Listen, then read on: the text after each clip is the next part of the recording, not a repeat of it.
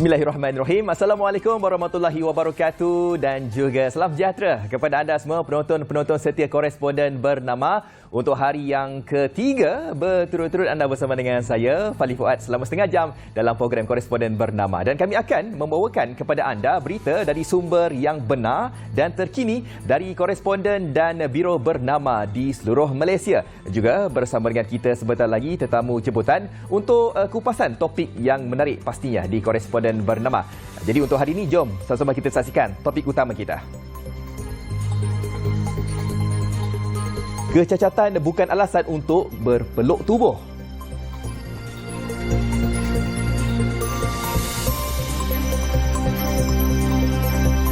Semangat keamatan tetap dirasai.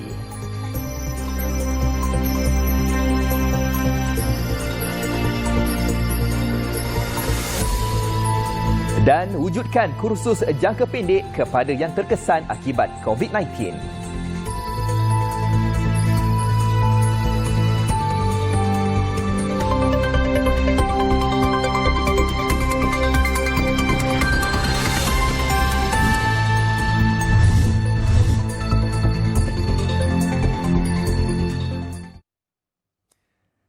Baik, memulakan koresponden hari ini dengan berita dari Biro Bernama di Kota Kinabalu, Sabah. Dan hari ini merupakan hari raya yang ke-11 ya. Dan hari yang kelima bagi rakyat Sabah menyambut Pesta Keamatan. Pesta Keamatan disambut selama sebulan mulai 1 Mei 2020 dan kemuncak perayaan adalah pada 30 dan 31 Mei. Namun kerana penularan COVID-19 ini, sambutan kali ini tidak seperti biasa. Dan jadi untuk laporan lanjut kita terus saja bersama dengan Rohana Nasrah di talian Skype sekarang ini. Tetapi sebelum Rohana memperkatakan tentang keamatan Pesta Keamatan ini, jom sama-sama kita saksikan lagu Pesta Keamatan Sabah.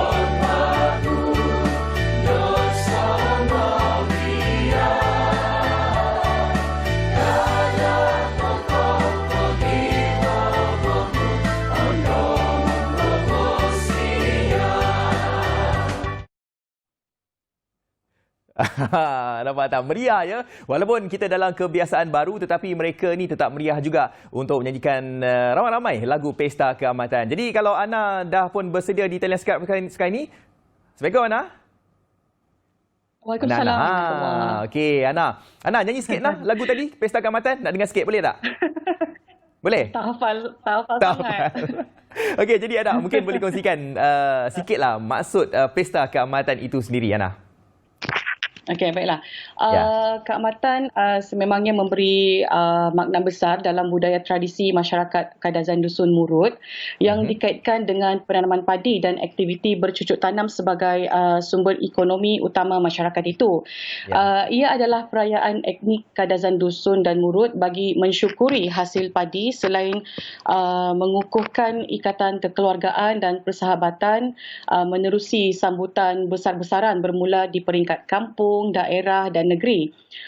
Selain itu, sambutan Pesta Keamatan juga adalah sebagai tanda hormat dan penghargaan kepada legenda Kadazan Dusun yang mengaitkan pengorbanan seorang gadis dipanggil Huminodun dan Semangat Padi.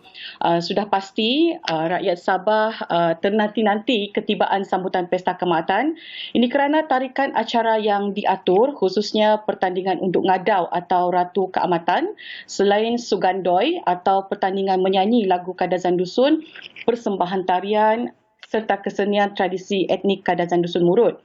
Kebiasaannya sambutan Pesta Keamatan simbolik mengetam padi dan magavau atau tarian bobolian sebagai tanda pembukaan sambutan yang dibuat mengikut tradisi masyarakat Kadazan Dusun dan diubah suai mengikut kesesuaian semasa.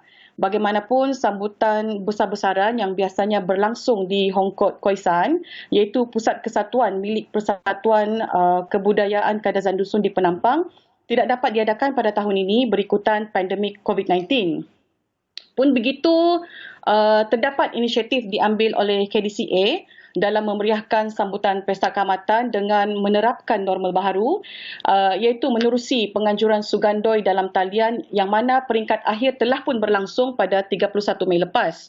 Pengerusi Jawatan Kuasa Pelaksana Pertandingan Sugandoi dalam talian peringkat Sabah 2020, Evaristus Gungkit berkata, sugandoi keamatan dalam talian ini adalah julung kali diadakan bagi meneruskan tradisi pertandingan nyanyian sempena Pesta Keamatan sekaligus memeriahkan lagi sambutan pesta menuai dalam suasana normal baharu sesuai dengan keadaan serta situasi pada masa sekarang. Kesemua peserta akhir telah mempersembahkan nyanyian mereka dari rumah masing-masing dan barisan juri juga menilai persembahan peserta dari rumah. Semua peserta sugandoi membuat persembahan nyanyian secara langsung menggunakan aplikasi Zoom dan telah pun disiarkan menerusi laman Facebook KDCA serta Facebook salah satu stesen radio swasta di Sabah lah.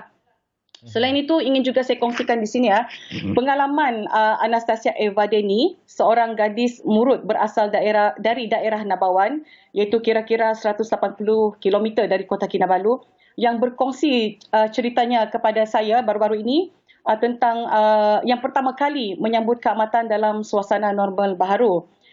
Semasa temu bual dengan Anastasia, beliau berkata meskipun hanya menyambut perayaan Pesta Keamatan secara sederhana bersama keluarga terdekat dan rakan sekampung, namun kemeriahannya tetap dirasai.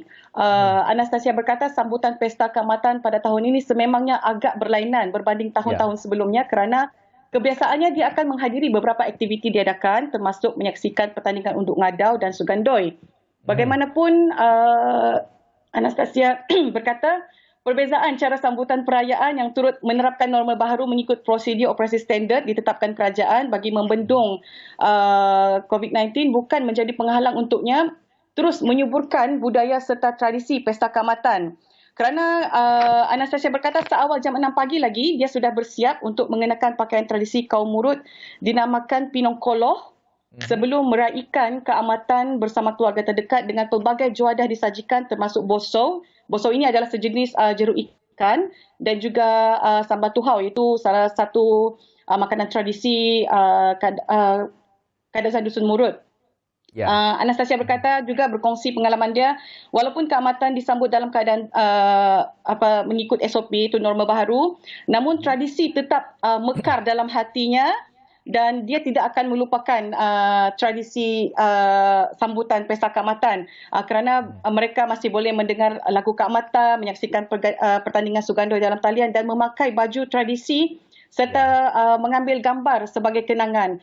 Dan apa yang menarik tentang perkongsian Anastasia adalah apa yang penting bagi dia adalah kebersamaan dengan keluarga terdekat dapat terus diaratkan dalam sambutan perayaan Pesta Keamatan. Jadi terima kasihlah diucapkan kepada Ana kerana bercerita tentang maksud Pesta Keamatan itu sendiri, dan saya walaupun berada dekat KL ni saya dapat lihat kemeriahan mereka yang berada di sana. Terima kasih Ana di atas laporan anda. Selamat Hari Raya. Sama-sama. Selamat Hari Raya. Baik, itu dia tadi kita telah pun bersama dengan Ana, Biro Bernama dari Kota Kinabalu, Sabah. Dari Sabah kita terus saja beralih ke berita di Pekan Johor, Negeri Sembilan. Kerja murni oleh Pusat Jagaan Bengkel Seri Perkasa Johor sejak 26 tahun lalu memberi sinar baru kepada 10 penghuni OKU yang mampu menghasilkan barangan perhiasan manik dari kerja tangan mereka sendiri sehingga dipasarkan di hotel 5 bintang. Mereka membuktikan bahawa kecacatan bukanlah penghalang untuk berjaya. Jadi untuk cerita lebih lanjut, kita terus saja bersama dengan orang kuat pusat jagaan ini yang menjadi pendorong ya kepada usaha dan semangat 10 OKU ini. Bersama saya di talian sekarang ini Puan Hasliana Hassan, pengurus di Bengkel Seri Perkasa Johor Negeri Sembilan. Assalamualaikum Puan Hasliana. Warahmatullahi wabarakatuh. Ya, jadi Puan Hasliana mungkin boleh kongsikan sikitlah ya tentang inisiatif yang telah pun dibuat oleh OKU di sana. Silakan. Okey. Terlebih dahulu saya mewakili Jawatan Kuasa Pengurusan Bengkel mengucapkan terima kasih di atas perkongsian ini. Untuk makluman semua, bukan mudah untuk mengajar dan melatih OKU masalah pembelajaran, khususnya untuk menghasilkan barangan daripada manik. Alhamdulillah, berkat semangat dan kesabaran serta mendapat kerjasama daripada semua pihak, saya dapat melatih mereka mengikut tahap kemampuan masing-masing. Walaupun ada di kalangan mereka yang boleh membuat kraf tangan ini, mereka masih perlu dipantau bagi memastikan pembuatan manik yang dihasilkan berkualiti. Projek kraf tangan manik ini mula dilaksanakan dalam tahun 2002. Alhamdulillah, kini hasil kraf tangan ini semakin diminati ramai. Jadi selain dari insan OKU yang terpilih ini, mungkin Puan Hasliana boleh kongsikan ada lagi ke usaha lain untuk membantu anda tempatan dalam penghasilan sini kerja tangan ini, Puan Hasliana? Ya. Jika ada yang berminat untuk mempelajari kraf tangan manik ini, boleh berhubung terus dengan saya. InsyaAllah saya dan pelatih saya bersedia untuk mengajar. Kebiasaannya memang ada pelajar sekolah berserta guru akan datang belajar dan orang persoalangan juga akan datang belajar membuat kraf tangan manik di sini. Dalam pameran yang kami sertai juga, kami akan sediakan manik sekiranya ada yang ingin belajar. Okey. Baik, anda kata mereka ingin mengetahui dengan lebih lanjut lagi bagaimana caranya, Puan Hasliana? Ada ruangan Facebook ke ataupun talian telefon yang ingin dihubungi? Kalau untuk berhubungi saya, semua boleh berhubung dengan saya melalui talian telefon 013 341 5212. Okey, baik. Terima kasih Puan Hasliana di atas segala laporan yang telah pun diberikan hasil kerja OKU ini dalam penghasilan manik. Terima kasih Puan Hasliana. Okey, sama-sama. Okey, jadi semoga usaha murni ini mendapat keberkatan selamanya. Dan kita ingin berhenti berehat seketika, kembali selepas ini dengan laporan berita dari Biro Bernama di Pulau Langkawi. Jangan ke mana-mana.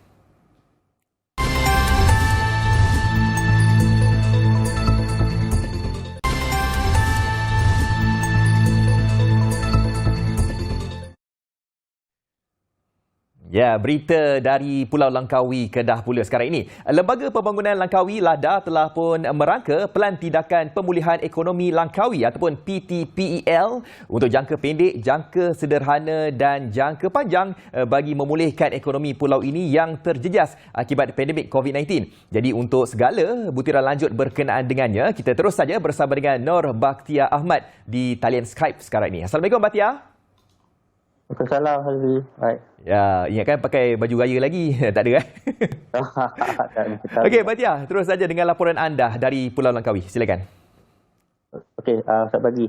Untuk perkongsian saya pagi ini berkenaan dengan Lembaga Pembangunan Langkawi ataupun LADA telah merangka Pelan Tindakan Pemulihan Ekonomi Langkawi ataupun PTPEL sebagai kaedah untuk memulihkan ekonomi pulau ini yang terjejas akibat pandemik COVID-19. Ketua Pegawai Eksekutif LADA, Dr. Ejni Adnan berkata PTPEL menggariskan 3 teras utama iaitu kepelbagaian ekonomi, pelancongan yang selamat dan budaya setempat serta kelestarian yang akan didukung oleh 10 strategi pelaksanaan. Antara 10 strategi tersebut adalah sokongan kawalan penularan COVID-19, meringankan kesan kepada populasi berisiko, membuka peluang ekonomi baharu dan menjenamakan semula Langkawi sebagai destinasi yang selamat bersih dan lestari. Selain itu, LADA akan mempromosikan pelancongan Langkawi secara berfokus dan melaksanakan langkah-langkah fiskal untuk mengurangkan kesan kepada sektor swasta. PTPL ini akan diperhalusi melalui sesi rundingan yang akan diadakan bersama pihak penggiat industri pelancongan Langkawi dan juga wakil masyarakat setempat. Mungkin saya boleh kongsi sedikit berkenaan strategi yang akan dilaksanakan dalam plan yang telah dirangka oleh LADA ini. Antaranya ialah mempromosikan pelancongan Langkawi secara berfokus, iaitu menerusi promosi jualan melalui pelancaran Langkawi Trade Sale yang akan diadakan mulai 1 Oktober sehingga 31 Disember depan. Kempen ini bertujuan untuk membawa masuk semula pelancong ke Langkawi. Melalui promosi ini, jualan akan menawarkan diskaun istimewa kepada pengunjung iaitu antara 10 hingga 70%. Pemain industri yang terlibat dalam kempen ini terdiri daripada pengusaha hotel, kedai bebas cukai, produk pelancongan dan pengangkutan kereta sewa pandu sendiri. Selain itu, LADA juga akan dinamakan semula Langkawi sebagai destinasi yang selamat, bersih dan lestari dengan merancang untuk memperkenalkan pelancongan pintu ke pintu yang menepati perkhidmatan pelancongan. Melalui pakej ini, pelancong akan dijemput bermula di kediaman mereka hingga ke kawasan percutian dan melakukan pelbagai aktiviti serta kembali semula ke kediaman dengan keadaan yang selamat mengambil kira keperluan penjarakan sosial dan protokol keselamatan lain. LADA bersama agensi kerajaan di Langkawi seperti Pejabat Kesihatan Daerah Langkawi, Polis Diraja Malaysia, Majlis Perbandaran Langkawi, Bandaraya Pelancongan akan melancarkan peraturan awam yang perlu dipatuhi oleh setiap pelancong semasa berada di pulau ini. Okey, Pak. Okey, baik Bahtiar, seminit saya nak tanya tentang Bahtiar sebab saya memang bukan saja saya, malahan sesiapa saja tidak boleh pergi ke Langkawi sebab rentasan antara daerah dan juga negeri. Bahtiar melihat sendiri bagaimana keadaan sektor pelancongan di sana. Adakah orang-orang di Langkawi sendiri ada pergi ke pusat-pusat pelancongan di sana ataupun bagaimana? Okey, buat masa sekarang, pusat-pusat pelancongan, maksud saya kawasan tumpuan pelancong sebagai contoh kereta kabel ataupun underwater world semua masih belum dapat beroperasi. Jadi kalau pelancong daripada luar memang kita nampak memang kurang lah. Satu lagi berkenaan hotel. Hotel sebenarnya dah boleh beroperasi tetapi disebabkan kurangnya pelancong, ada hotel-hotel yang masih belum beroperasi sepenuhnya. Jadi kalau mengikut tinjauan saya memang sektor pelancongan di Langkawi sangat terjejas lah dengan pandemik COVID-19 ni. Masa ni. Ya, betul. Dan kita harapkan bahawa rakyat ataupun mereka yang berada dekat Malaysia ini mematuhi segala SOP dan andai kata kita dapat mengurangkan penularan jangkitan COVID-19 ini, sektor pelancongan ekonomi khususnya di Langkawi akan dibuka semula insyaAllah. Okey, baik. Terima kasih Bahtiar di atas segala laporan anda. Okey, baik. Tadi kita telah pun bersama dengan Bahtiar, Biro Bernama di Langkawi dan sebentar lagi kita akan bersama dengan Biro Bernama di Johor pula. Anda jangan ke mana-mana.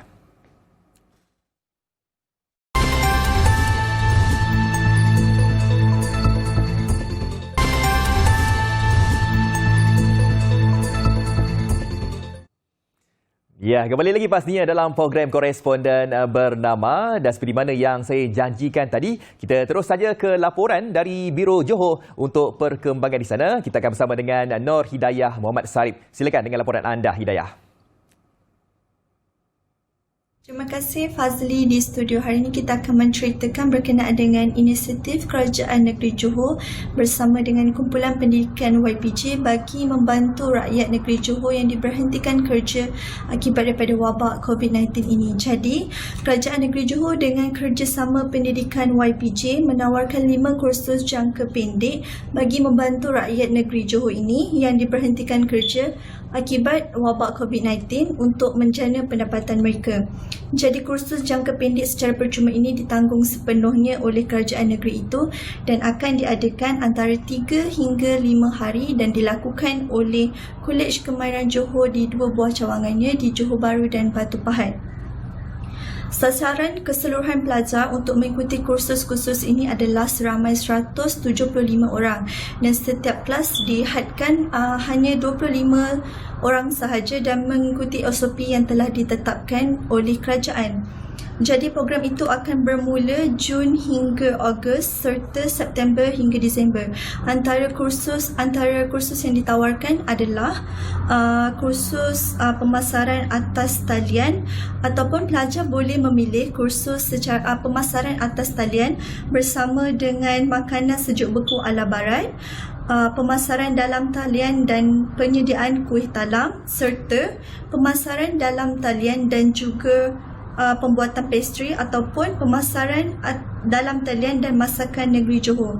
Jadi syarat kemasukan terbuka kepada anak kelahiran Johor ataupun mereka yang menetap di negeri Johor selama lebih daripada 5 tahun ataupun mereka yang berumur 20 hingga 55 tahun. Jadi bagi mereka yang berminat ataupun ingin mengambil peluang ini, bolehlah menghubungi talian 019-224-7290 ataupun 017-7021-686 ataupun menghubungi sendiri Kolej Kemahiran Johor bagi mendapatkan maklumat yang lebih terperinci. Sekian sahaja laporan daripada Johor. Terima kasih rakan di studio.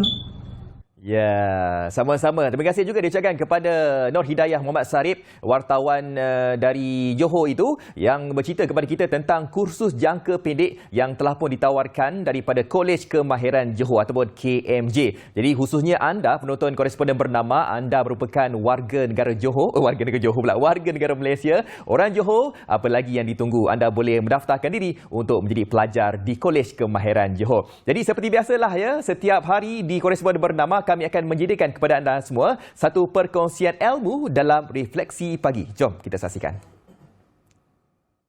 Assalamualaikum warahmatullahi wabarakatuh. Apa khabar semua? Saya ingin sharekan tentang 9 tips keselamatan cyber. Ya. Yang pertama, sebagai pengguna internet, kita kena pastikan bahawa kata laluan yang kita create itu adalah selamat, iaitu kombinasi daripada aksara, nombor dan juga simbol. Yang kedua, sentiasa kemaskini perisian keselamatan yang berada dalam komputer dan juga laptop, iaitu antivirus. Yang ketiga, sentiasa menyimpan dan melindungi maklumat yang terdapat dalam komputer dan juga laptop. Kalau penting sangat, kita createkan password terhadap file-file tertentu. Yang keempat, sentiasa mengelak diri kita daripada mudah terpedaya dengan sebarang bentuk maklumat yang belum ditentukan kesahihannya, ya, seperti kita memenangi certain amount of duit, ya. Yang kelima, sentiasa beretika menggunakan internet dan juga media sosial dengan tidak melontarkan kata-kata yang boleh menyakitkan perasaan orang lain, ya. Dan yang keenam, sentiasa berwaspada dengan jenayah cyber. Maksudnya mesti sentiasa alert dengan jenayah cyber yang ada di sekitar kita. Yang ketujuh, sentiasa fikir sebelum klik sesuatu halaman web ataupun link message yang kita terima. Ya, yang ke-8, sekiranya kita adalah mangsa yang tertipu, yang terancam, segeralah melakukan laporan kepada pihak berwajib. Dan yang ke-9, sentiasa ambil tahu tentang ancaman cyber terkini. Apakah bentuk-bentuk ancaman cyber yang terkini berlaku sekitar kita? So saya harap tips tersebut sangat berguna untuk kita semua. Terima kasih. Assalamualaikum warahmatullahi wabarakatuh. Ya, Waalaikumsalam warahmatullahi wabarakatuh. Itu dia tadi ya, apa yang diperkatakan oleh Prof tadi tu memang betul ya. Andai kata kalau kita ini mempunyai segala macam contoh email ke Facebook ke Instagram ke apa saja di media sosial, kalau boleh tu kita kena tukarlah kita punya password ya. Kalau misalnya kata nak tukar password tu berapa lama tempohnya? Okey, saya cadangkan sebulan sekali ke setahun sekali tu pun mungkin boleh lah. Tapi kalau anda nak tukar password tu pun kena tahu juga apakah password tersebut. Yang senang ingatlah. Nanti yang sekejap lagi yang letak password kan hang pula kan. Okey, jadi saya nak beritahu kepada anda semua berkaitan dengan COVID-19 ini. Ya, insya-Allah hari Sabtu nanti kerajaan akan membuat satu tindakan insya-Allah ya. Ianya berkaitan dengan mungkin pembukaan semula ataupun pelonggaran SOP-SOP berkaitan dengan salon, pusat gunting rambut dan juga pasar malam. Dan juga ini saya pasti anda di luar sana ingin mengetahui tentang jumlah jemaah yang boleh berkunjung ke masjid. Kalau kita lihat ya, masjid di Putrajaya boleh memuatkan 100 jemaah kalau kita mematuhi SOP ya, penjarakan sosial tersebut. Dan insya-Allah Sabtu nanti kita akan mengetahui keputusannya. Baik, koresponden Bernama telah sampai ke penjuru rancangan. Teruskan bersama dengan Bernama TV untuk lebih perkembangan berita. Saya Fadzil Fuad, insya-Allah kita jumpa lagi pada esok hari. Assalamualaikum, bye-bye.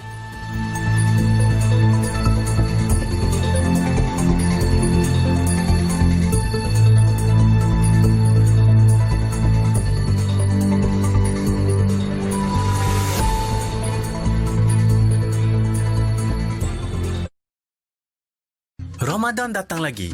Pesan makanan secara dalam talian. Ini Rosnah. Rosnah dan keluarganya bertindak bijak untuk kekal berada di rumah bagi memastikan rantaian COVID-19 dapat diputuskan. Ayam percik merupakan menu kegemaran keluarga Rosnah setiap kali Ramadan. Tapi kali ini, dia risau